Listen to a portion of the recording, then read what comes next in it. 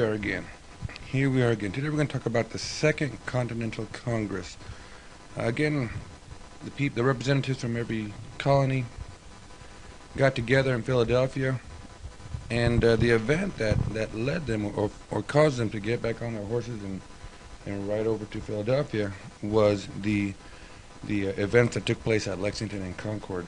That was they got all nervous again because all of a sudden there was bloodshed. A lot of redcoats were killed, a lot of colonists were killed. So the war basically had started, and so a lot of these representatives from the other colonies decided we got to go talk about it. So let's go get together again and talk about it, and they called it the Second Continental Congress. Happened in May 1775 in Philadelphia, and all the important people are there. All the important people are there. So let's go over who was there. You have to know a lot of these for the test, so make sure you write them down or you remember them. First we had Sam Adams. He was there. I call him the man with the mouth. And then there was John Adams. That was Sam Adams' cousin. He was there. And here John Adams this is where he begins his influence in our independence. I always say that if anybody is responsible, if one person, you can put, one person as being responsible for independence, it was John Adams. He was the one that got things rolling and kept things rolling when everybody else wanted to quit. Then we have John Hancock, the man with the money. He was there. Ben Franklin. Ben Franklin was there from Pennsylvania. Then we had Patrick Henry.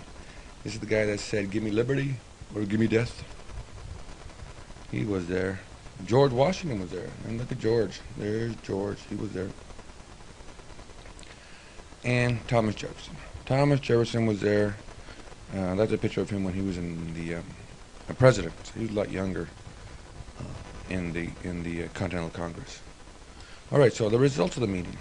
Two things happened in this meeting. First of all, they created an army and put George Washington in command. And probably, George Washington didn't have a lot in his resume to be the leader, but he wanted the job. How do we know he wanted the job? Because he was the only one that showed up wearing a uniform. He was there and he was ready for the job. He was kind of like advertising himself. I'm here. Look at you can hire me as the commander, and you don't even have to buy me a uniform. I got my own. So he wanted that job, and he really didn't have a lot to show for as far as his experience and leadership. Probably the main reason he was selected was because he was from the state of Virginia. Virginia was, kind of reluctant to get involved in this independence movement, and John Adams saw an opportunity to bring Virginia in wholeheartedly by nominating someone from their state. And so he nominated George Washington to be the leader of this army. And again, he was the only one with the uniform. He was the tallest guy in the room, but most importantly, he was from Virginia. Not really the qualifications you want for a commander leading a bunch of farmers with guns against the greatest army in the world. But he was selected, and luckily, he turned out to be the perfect choice. But at the time, we didn't know that. We didn't know that he was the one, the perfect choice. At the time, he was just there. We selected him just because he was from Virginia and he had his own uniform and he was the tallest guy in the room. So there's George. He got selected. And the other thing that they decided to do was to send a last "Let's Be Friends" letter to the king.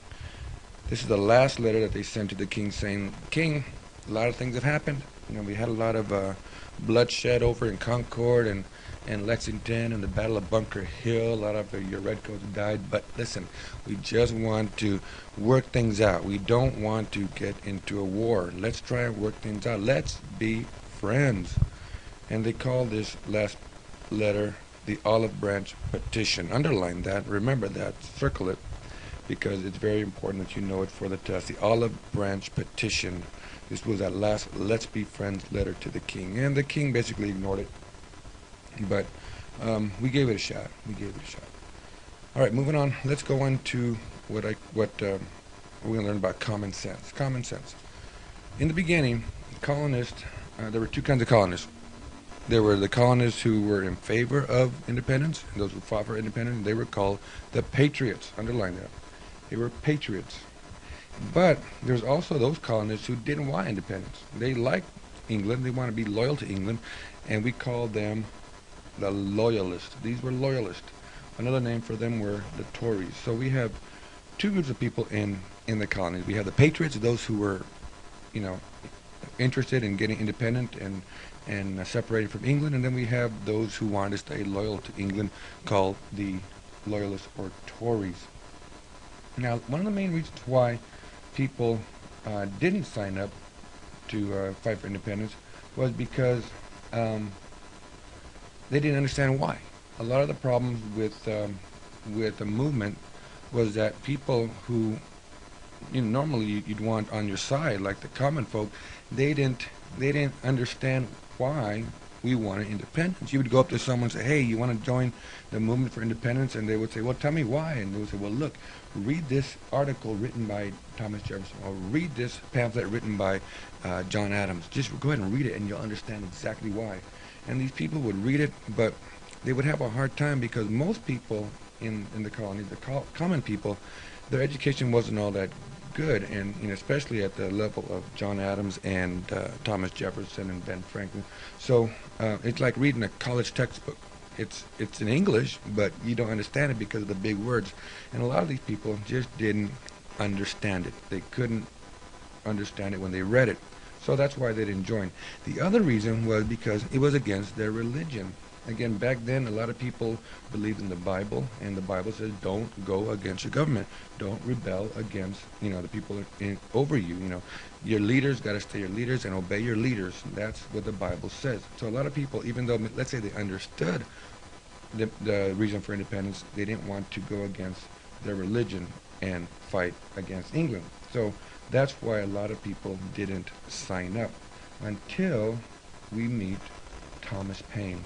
Now, Thomas Paine wrote a booklet called Common Sense. He wrote it in 1776, a little booklet called Common Sense. And I call it the Idiot's Guide to Independence, or Independence for Dummies. We all know those books, those dummy books like, you know, Car Repair for Dummies, or Computer Repair for Dummies, or Yoga for Dummies, or The Idiot's Guide to American History.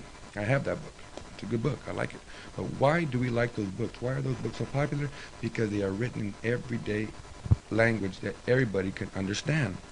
And this is what Thomas Paine did. He wrote the reasons why we should go against England in everyday language, and where everybody could read it. You didn't have to be really educated to understand what Thomas Paine was saying in the book. So everybody read it, everybody enjoyed it, everybody understood why.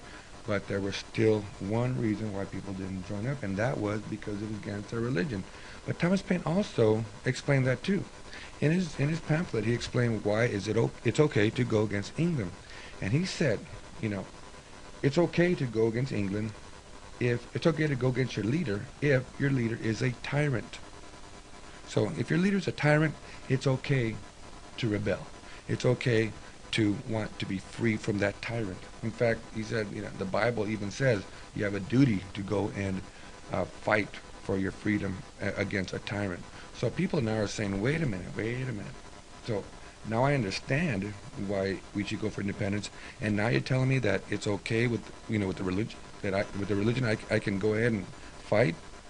Now the big question is, what is a tyrant? What is a tyrant? And a tyrant is someone who abuses his power. Now, in my class, I'm a dictator, but am I a tyrant? No, because I don't abuse my power. At least I hope not. So it's okay to go against your leader if your leader is a tyrant. And he was saying that King George was a tyrant. King George was abusing his power. So because King George was a tyrant, you have a right and a duty to go ahead and fight to remove that tyrant. And so a lot of people, because of common sense, because of Thomas Paine, they decided to join the movement. So, you know, Thomas Paine isn't known for a lot of stuff. He's not one of our founding fathers. But his pamphlet here, Common Sense, really served to get more and more people to turn from being a loyalist to a patriot, because he wrote this pamphlet in a way that everybody could understand it.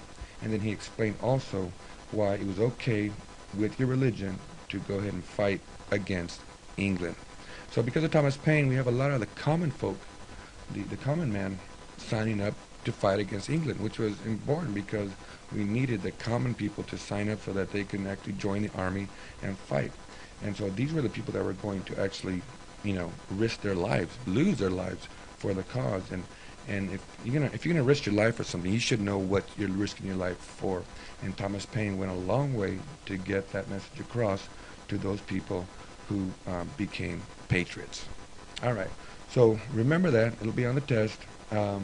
And that's all for today. Tomorrow or the next video we're going to be talking about the most important sentence in world history. So look forward to that. Be ready to take a look at that, and then be ready for the test. Don't forget we got a test coming up. All right, this is Mr. Rangel. Talk to you later. Bye-bye.